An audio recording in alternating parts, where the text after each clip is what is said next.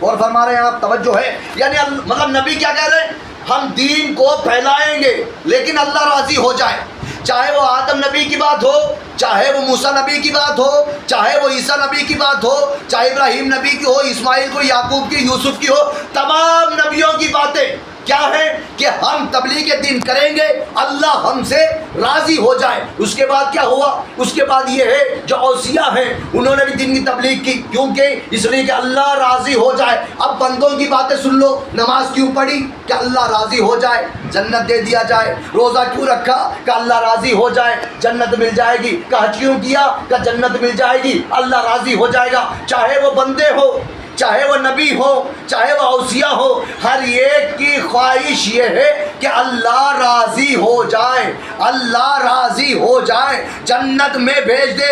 خدا کی قسم کائنات میں اکیلا حسین ہے جو ہر ایک سے کہہ رہا تھا کہ اللہ راضی ہو جائے، ہر ایک یہی کہہ رہا تھا اللہ راضی ہو جائے، لیکن حسین کے لیے یہ ملتا ہے کہ اللہ نے کسی سے یہ نہیں کہا کہ تم بھی مجھ سے راضی ہو جاؤ، فقط حسین ہے جس سے اللہ کہہ رہا ہے میں تو راضی ہوئی، تو بھی راضی ہو جا۔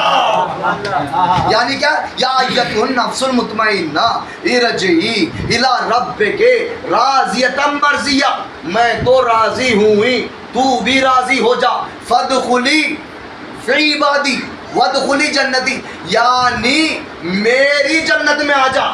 جو ہم لوگ جائیں گے وہ جنت اور ہے، جو حسین جائیں گے وہ جنت اور ہے، جس جنت میں ہم جائیں گے وہ علی علیہ السلام کی ہے، اس لیے کہ جنت شب ہجرت علی نبی کے بستر پر سو کر اللہ کی مرضی خرید لی ہے۔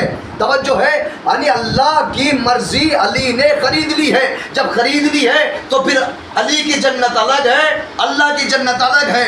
ہم جس جنت میں جائیں گے وہ علی کی ہے، اور جس میں حسین جائیں گے وہ اللہ کی جنت ہے۔ اسی آیت میں اللہ کہہ رہا ہے اے حسین تم میری جنت میں آ جاؤ۔ صلوات پڑھ دے محمد اللہم صلی علی محمد